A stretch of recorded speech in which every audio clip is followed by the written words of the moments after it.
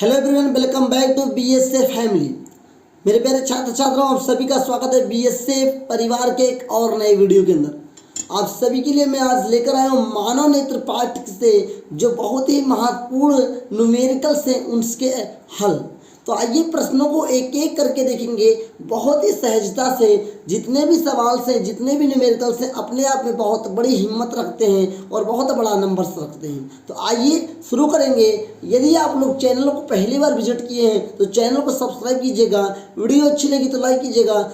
यदि इस वीडियो से किसी की हेल्प हो रही है तो वीडियो को शेयर जरूर कीजिएगा। और ये बोर्ड एग्जाम के लिए आपको ये फायदेमंद चैनल है तो सब्सक्राइब करना मत भूलिएगा। चलिए शुरू करेंगे आज की इस वीडियो को। सदैव लिखा हुआ है, एक दूरदृष्टि दोष वाले मनुष्य का निकट बिंदु 150 सेंटीमीटर है। यदि वह 25 सेंटीमीटर दूर रखी पुस्तक को पढ़ना चाहता है तो उसे अपने चश्मे में कैसा तथा कितनी फोकस दूरी का लेंस लगाना होगा। आइए छात्रों हल करेंगे। इसमें देखिए क्या रखा, तो ये 150 है, ये v का मान है 150 सेंटीमीटर। ओके साथियों, देन ये जो 25 है ये u का वैल्यू है 25 सेंटीमीटर। और यहाँ पे कितनी फोकस दूरी का लेंस चाहिए, तो पहले आप हम क्या बताएंगे, फोकस दूरी ज्ञात करेंगे। सूत्र अपना क्या है, यहाँ लिख देंगे लेंस के सूत्र से, लेंस के सूत्र से। आइए देखते हैं साथियों, 1/f equal to 1/v minus 1/u। आगे देखते हैं, 1/f इक्वल टू 1/ जो v है वो 150 सेंटीमीटर है माइनस 1/25 सेंटीमीटर। ध्यान से देखिएगा, आपका आंसर एकदम जेन्युइन आएगा, कभी आप लोग घबराइएगा नहीं। आइए देखते हैं साथियों, अब ये क्या है साथियों, ये 25 है, ये 150 है। तो अगर इन दोनों का हम एलसीएम निकालेंगे तो क्या हो जाएगा, 25 एक कम 25, 25 छक्का 150 साथियों, और 150 एक कम 150। तो 1/f इक्वल टू क्या होगा साथियों, 1 एक कम 1, 150 एक कम 150 सेंटीमीटर, माइनस 6 एक कम 6, 25 छक्का 150 सेंटीमीटर। ओके मेरे प्यारे छात्र छात्राओं, तो यहाँ पर क्या होगा, 1/f इक्वल टू 1 - 6/150 सेंटीमीटर। यानी आप लोग क्या देखने को पाएंगे, अभी आप लोग जो देख रहे हैं अच्छा ही दिख रहा होगा, समझ में भी आ रहा होगा। तो 1/f इक्वल टू -5, यहाँ पे 150 सेंटीमीटर। यहाँ पे अगर आप कट करने की कोशिश करेंगे साथ तो कट भी जाएगा, 5 एक कम 5, 5 नहीं 15 मतलब 30 हो जाएगा, 30 सेंटीमीटर। तो 1/f का मान क्या आएगा साथियों, आएगा 1/30 सेंटीमीटर। देन इसका फाइनल रिजल्ट क्या होगा कि 30 एक कम 30 और f एक कम f साथियों, यहाँ पे माइनस लगा लीजिए, तो यहाँ हो जाएगा -f equal to 30 centimetre. Okay साथियों, तो मतलब जो फोकस दूरी होगी 30 सेंटीमीटर होगी। अब किस प्रकार का लेंस होगा, कौन सा लेंस होगा, तो याद रखिए दूरदृष्टि दोष के लिए आपका कौन सा लेंस उपयोग किया जाता है आपको ये पता होना चाहिए। तो दूरदृष्टि दोष के लिए साथियों उत्तल लेंस का उपयोग किया जाता है। किसके लिए, तो लिखेंगे उत्तल लेंस। क्या, उत्तल लेंस। आई होप आपको समझ में आया होगा और इस प्रकार के प्रश्न को आप बेहतर से कर पाएंगे। यदि कोई डाउट हो तो आप कमेंट में पूछ सकते हैं। आइए प्रश्न संख्या 4 की ओर चलते हैं साथियों। आइए प्रश्न संख्या 4 में देखेंगे, ठीक है, एक व्यक्ति अपनी आंखों से 40 सेंटीमीटर से कम दूरी पर स्थित पुस्तक के अक्षरों को स्पष्ट नहीं देख सकता। उसकी दृष्टि में कौन सा दोष है ये बताना है हमें। इस दोष के संशोधन के लिए किस प्रकार का तथा कितनी क्षमता के लेंस का प्रयोग करना है। मतलब कि जो इसमें हमें निकालना है वो निकालना P है। P के लिए चाहिए क्या, F चाहिए, लेकिन देखिए क्या रखा है, दिया है साथियों V का मान 40 सेंटीमीटर। ध्यान से समझिएगा, कह रहा है कि 40 सेंटीमीटर से कम दूरी पर स्थित पुस्तक अक्षरों को नहीं देख सकता। मतलब यहाँ देख सकते हो लेकिन यहाँ नहीं देख सकते, मतलब दूरदृष्टि दोष है। कौन सा साथियों, दूरदृष्टि दोष है। और यहाँ पर u का मान नहीं देखा तो u का मान कहीं भी नहीं देख के रखा, तो 25 आपको जरूर रखना है, क्योंकि मानव नेत्र की न्यूनतम दूरी 25 सेंटीमीटर होती है साथियों। आइए इसकी मदद से पहले f निकालेंगे, देन हम लोग p निकाल पाएंगे। तो देखिएगा 1 upon F equal to 1 upon v minus 1 upon u. ये किसका सूत्र है आप लोग आप पहले से जान चुके हैं, तो ये लेंस का सूत्र है साथियों। तो 1 upon F equal to 1 upon v का मान कितना साथियों, तो वी का मान 40 सेंटीमीटर माइनस 1 अपान 25 सेंटीमीटर।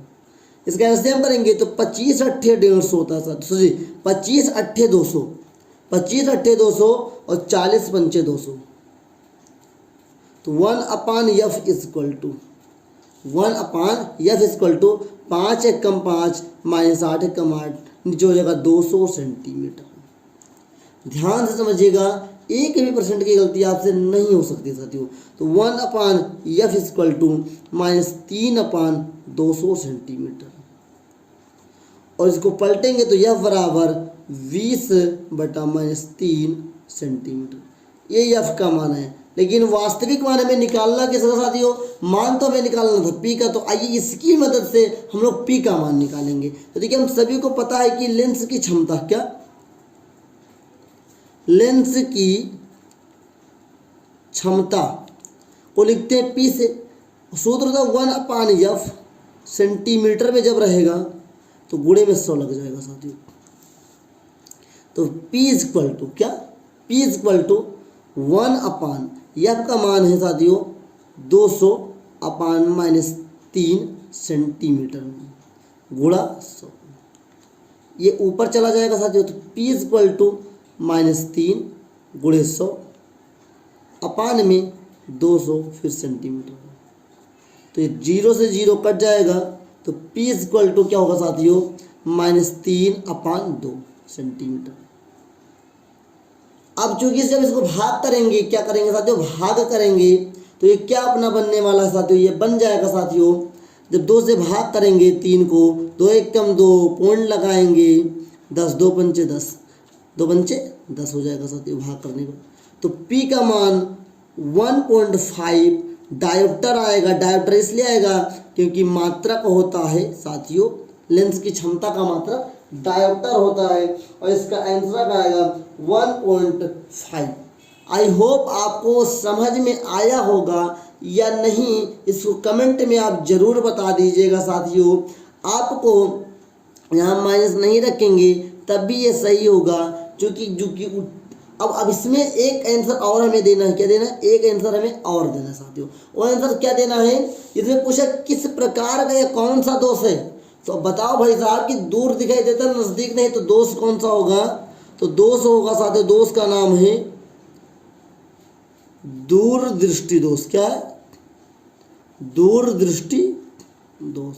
अब बताइए किस प्रकार का लेंस उपयोग होगा, तो भैया मैंने आपको बताया है कि ये दूरदृष्टि दोष में उत्तल लेंस का उपयोग करते हैं। आई होप आपको समझ में आया होगा, और किसी प्रकार का डाउट होगा तो आप कमेंट में पूछेंगे जरूर, मैं आशा करूंगा।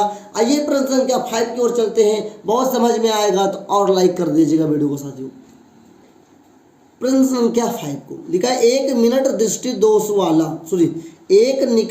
दोष वाला व्यक्ति 20 सेमी दूरी पर स्थित पुस्तक को स्पष्ट पढ़ सकता था या पढ़ सकता है। मान लो पुस्तक को 25 सेमी दूर रखकर पढ़ने के लिए उसे कैसा और कितनी फोकस दूरी का लेंस अपने चश्मे पर युक्त करना होगा। ध्यान से समझिएगा साथियों, क्या क्या देख के रखा वो लिखेंगे।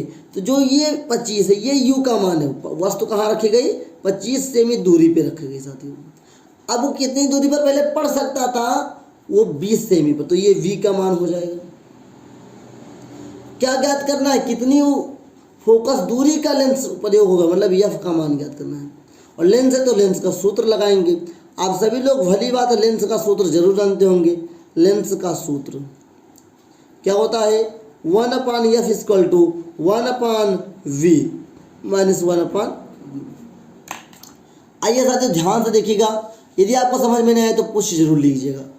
तो 1 upon F equal to 1 upon b का मान 20 centimetre minus 1 upon 25 centimetre.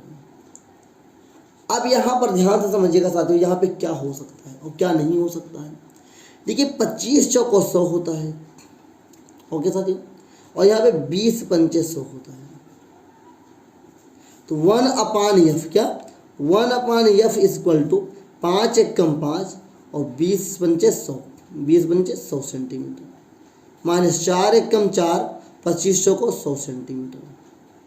Okay साथियों, तो 1/f इक्वल टू 5 माइनस 4। ऐसा मैंने क्यों किया, क्योंकि नीचे के हर बराबर हैं और हर बराबर तो हर कॉमन हो जाएगा साथियों, 100 सेंटीमीटर। तो 1/f इक्वल टू 5 में से 4 गया 1, 100 सेंटीमीटर। अब क्या करेंगे साथियों, अब हम लोग त्रिज्या गुणा करेंगे। क्या करेंगे साथियों, अब हम लोग त्रिज्या गुणा करेंगे। 100 एकम 100, f एकम f, तो f बराबर 100 सेंटीमीटर। मैं आशा करता हूँ आप लोग को समझ में आया होगा।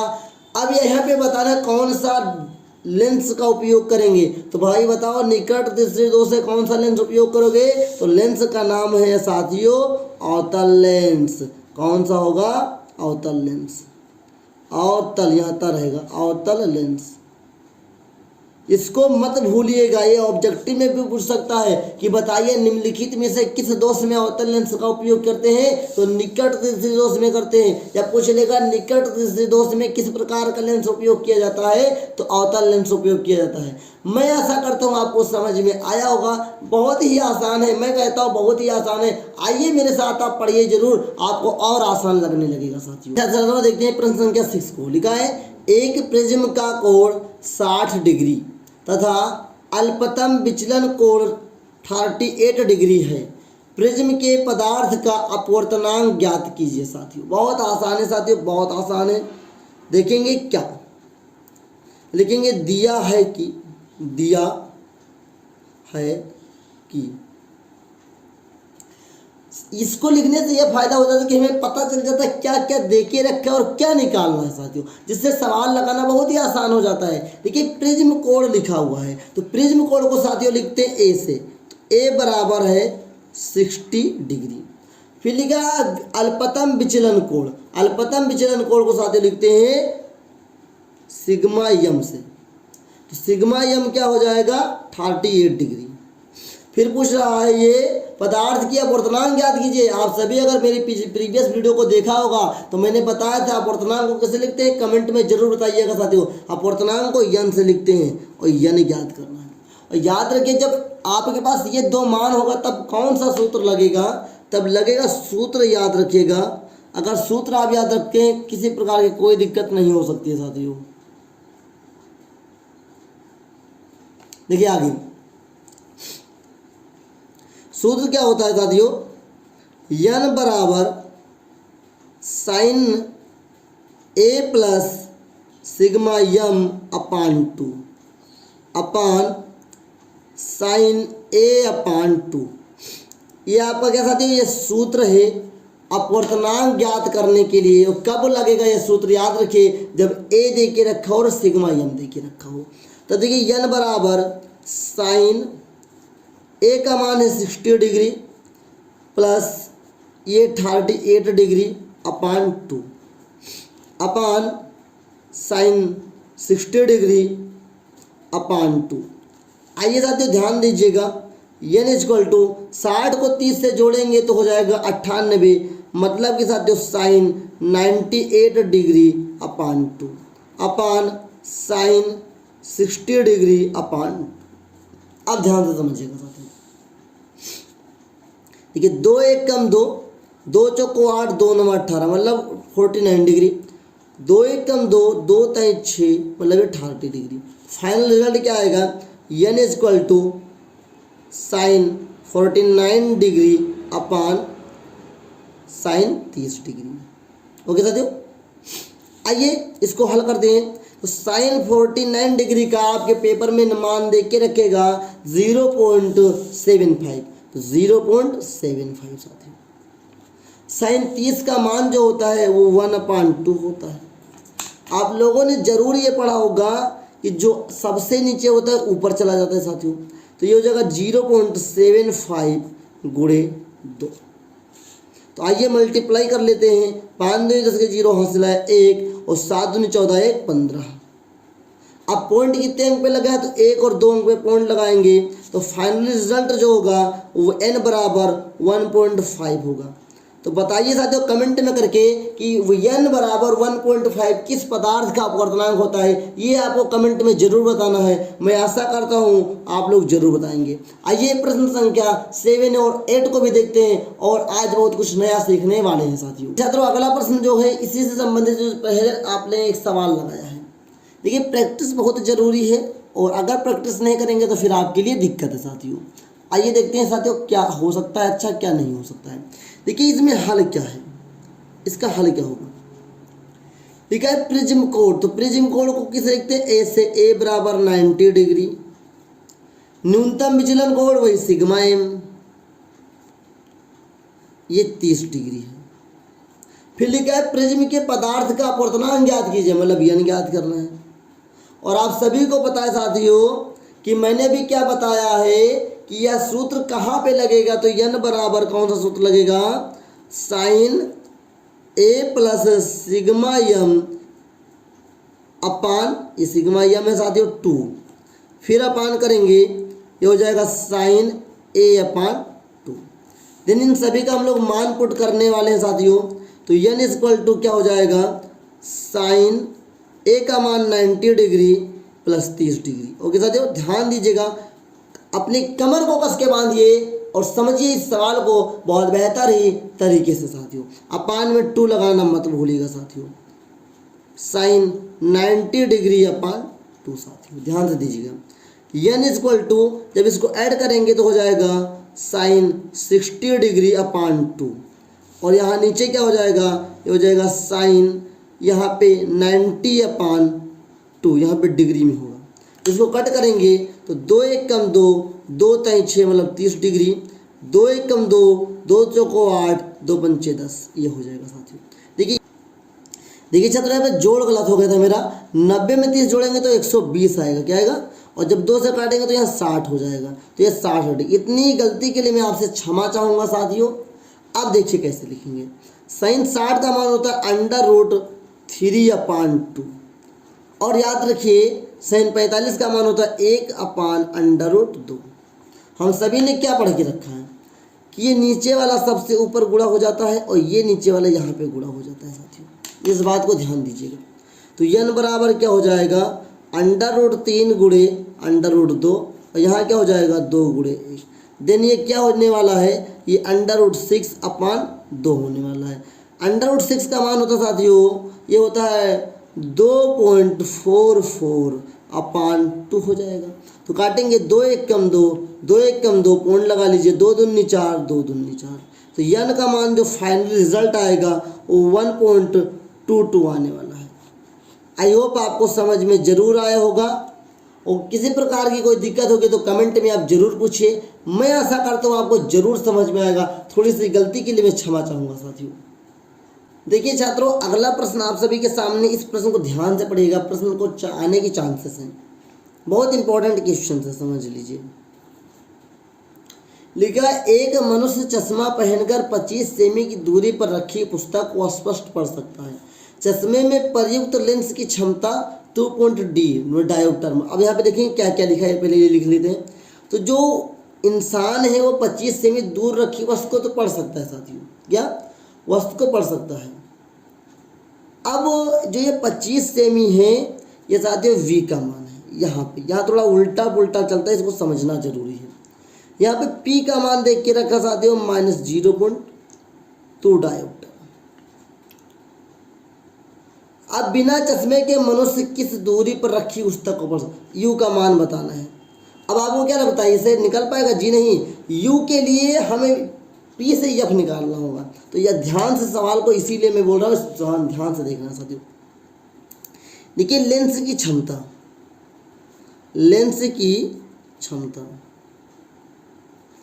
p इक्वल टू क्या होता है 1/f सेंटीमीटर गुणा 100 होता है कि नहीं होता। अब ध्यान से देखिएगा, यहाँ जो है ये f बराबर क्या हो जाएगा 1/p गुणे 100।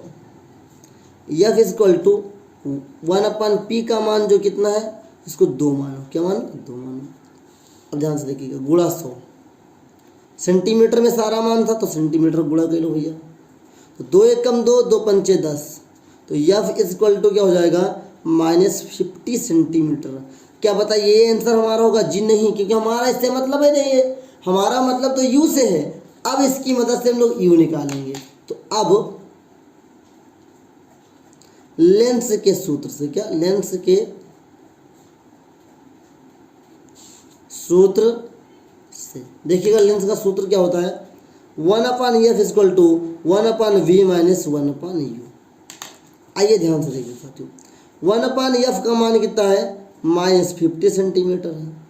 1/v का मान कितना है? 25 सेंटीमीटर है साथियों, -1/u। अब हम सभी को पता है ये प्लस में इधर आएगा तो क्या हो जाएगा? माइनस में हो जाएगा साथियों।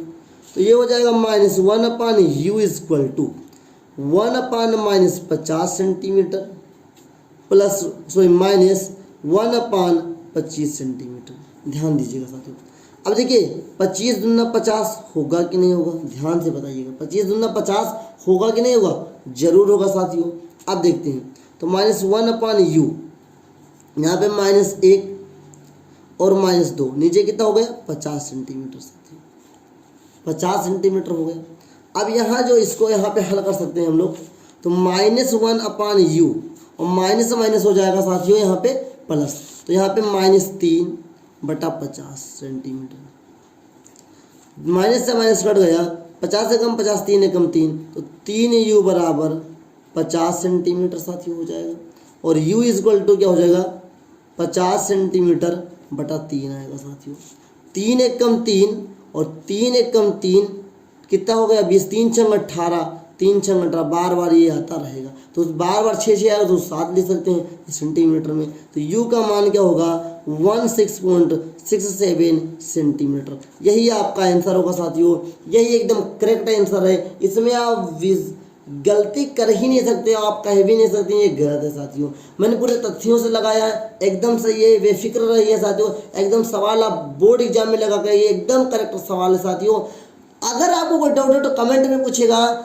इस पाठ से मानव नेत्र से जितने भी महत्वपूर्ण प्रश्न न्यूमेरिकल्स के लिए बन रहे थे मैंने उसको करवा दिया है। यदि आपको कोई सवाल पूछना है तो कमेंट में पूछ सकते हैं, अन्यथा आप इस हमारे YouTube चैनल या कम्युनिटी के मोबाइल नंबर व्हाट्सएप कर सकते हैं। मैं आपको आंसर जरूर प्रोवाइड करवाऊंगा साथियों। यदि आपको और प्रीवियस वीडियो को देखना है, चैनल में विजिट कीजिए, सारे वीडियोस पढ़िए, तैयार कीजिए अपने आप को और बोर्ड एग्जाम में पक्का फोड़िए। BSF फैमिली याद रखिएगा, आपको बहुत बड़ा मुनाफा होने वाला एग्जाम के अंदर इस चैनल के संग जुड़े रहिएगा। आइए मिलेंगे नेक्स्ट वीडियो में, तब तक के लिए जय हिंद, वंदे मातरम। अपने स्वास्थ्य का विशेष ध्यान दीजिएगा और तैयारी करते रहिए। जय हिंद साथियों।